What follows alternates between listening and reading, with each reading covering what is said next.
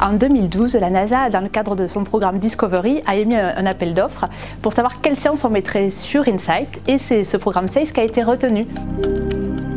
Cette mission s'inscrit dans une histoire qui a commencé avec MSL.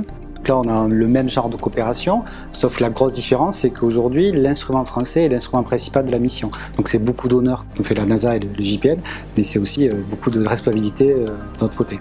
Le principe de SACE, c'est de travailler sur les ondes sismiques, les tremblements de terre, pour caractériser la composition interne de la planète, le noyau, le manteau, la croûte, quelles sont leurs tailles, quelles sont leurs compositions, et ainsi comprendre comment a évolué la planète. Et peut-être pourquoi on a pu avoir de la vie sur Terre et on n'en a pas sur Mars.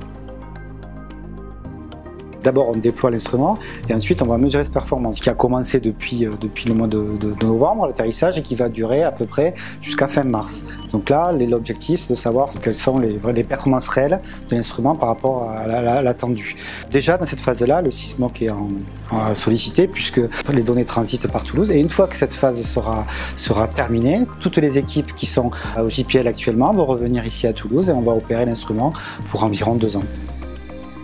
Le CNES a émis un appel d'offres pour le développement de ce centre, le SysMoC, et c'est Capgemini qui l'a remporté en 2014. Sur Mars, on a 3 horloges, des données qui arrivent datées différemment et il faut tout synchroniser. Et c'est le SysMoC qui fait ça une fois que les données sont reçues. Et c'est assez complexe, c'est beaucoup de mathématiques derrière. Et on a aussi la gestion des buffers à bord qui est gérée ici au SysMoC et qui a été une évolution majeure du centre et qui a dû être pris en compte assez rapidement par Capgemini. Ils ont été amenés à développer des outils spécifiques qui n'existaient pas avant, et donc voilà, la façon de travailler, c'est d'essayer d'être rigoureux, de faire appel à des gens qui travaillent bien, et je crois que c'est ce qu'on est arrivé à faire. On a apprécié la réactivité dont a su faire preuve le chef de projet et les équipes derrière pour faire une montée en charge par exemple de quelqu'un sur une thématique particulière et sur une vision système et technique qui a été particulièrement maîtrisée.